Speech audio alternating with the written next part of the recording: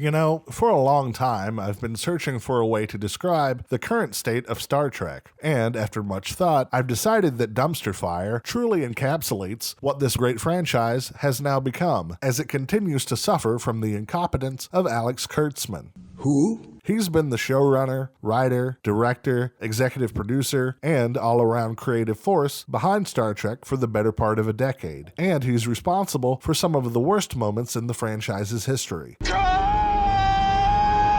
His latest attempt to take a massive dump on Trek's legacy is Section 31, that is sure to entertain no one and, once again, anger longtime fans of the franchise. And that's what we're going to talk about today. So, sit back, relax, and make it so, number one, as we take a spoiler-free look at Section 31. So, Section 31 starts like any great movie, with the murder of a family. Why is this happening? Well, this young woman with the British accent is Philippa Georgiou. 2 years, and everything looks exactly as I remember.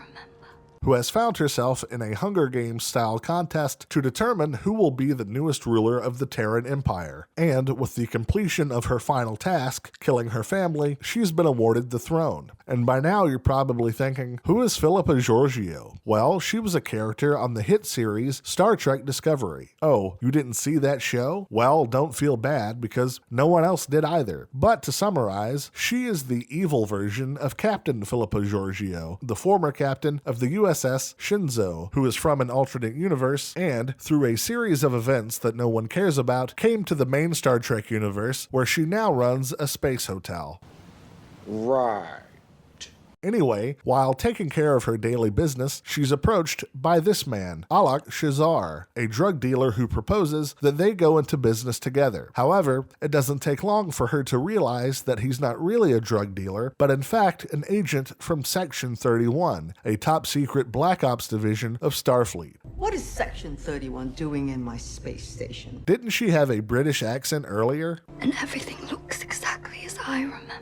Anyway, this is where we get to meet the rest of the Section 31 team. There's Quasi, a shapeshifter, Zeph, an Australian cyborg, Neck life, it ain't just about the brute force. Lieutenant Rachel Garrett, Mel, a Deltan who loves to kick stuff, and worst of all, Fuzz, a Vulcan robot who is being controlled by a microscopic alien in a tiny spaceship with a Scottish accent. I'm trapped inside a giant robot, Belkin head. Sorry folks, it's not going to get any better than this. Damn it. All of whom are incredibly stupid, and all of whom suck at their jobs. So, why are they here? Well, it turns out that a weapons dealer is on his way to spend the night at Philippa's hotel, and they need her help to capture him and interrogate him before he sells a dangerous super weapon to a bidder. Because if it's one thing that modern Star Trek must have, it's a super weapon. That could change if they get their hands on a super weapon. So, they come up with a plan to take the weapon using the cunning and skill that one would expect from an elite group of Black Ops agents, by punching the guy in the face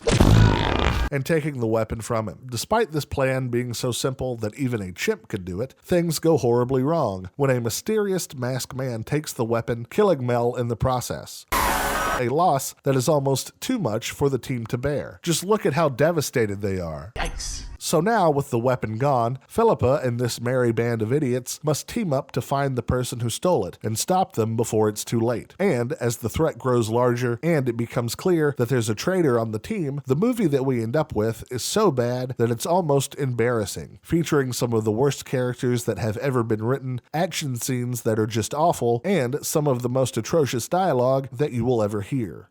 In fact, this is so bad that I just had to take a look to see who wrote this abomination. And it turns out it was a team of writers, all of whom have written a number of Star Trek Discovery episodes, which makes a lot of sense because only people who wrote for that show could be responsible for something this bad. Oh my god, I can't believe this is actually happening. Once again, we are treated to a super weapon revenge plot that has been the staple of modern Star Trek for over a decade. Why? Well, because this highly regarded individual figures that the only reason why everyone likes Wrath of Khan is because it was a revenge plot with a super weapon, which means that every Star Trek story must have the same plot, so people will like it too. That's dumb. However, plots like this at least need two things for them to work. First of all, the plot needs to move forward steadily, something that doesn't happen in Section 31 because literally every scene begins with a massive exposition dump that stops the plot dead in its tracks. Secondly, it needs characters that the audience can connect with so that they become interested in the story. And none of the characters in Section 31, outside of their physical traits, has any type of defining characterization, motivation, story arc, or add anything of substance to the story. They are all just an interchangeable group of people who are as stupid as they are forgettable. However, the plot wasn't the only problem with the movie. The dialogue is also an atrocious, embarrassing mess that, at its best, is a bunch of rambling done by actors who know that they're in something bad, and at worst, is a cringe Guardians of the Galaxy ripoff. Godsend or Godsend? I don't hear a difference in what you're saying. Really? The godsend Wait, Godsend, I hear it now. Shut up! On top of that, the action scenes are an overly edited, shaky cam nightmare, and the special effects are so bad that they make this look realistic.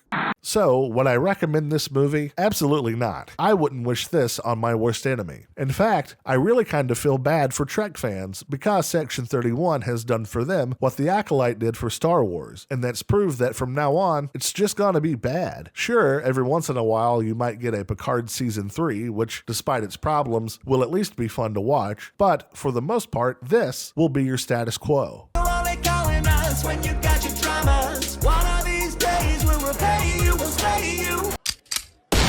Which means that now, after decades of fighting, Star Trek fans and Star Wars fans can come together, united in collective sadness as we all watch the franchises that we loved burn for all eternity.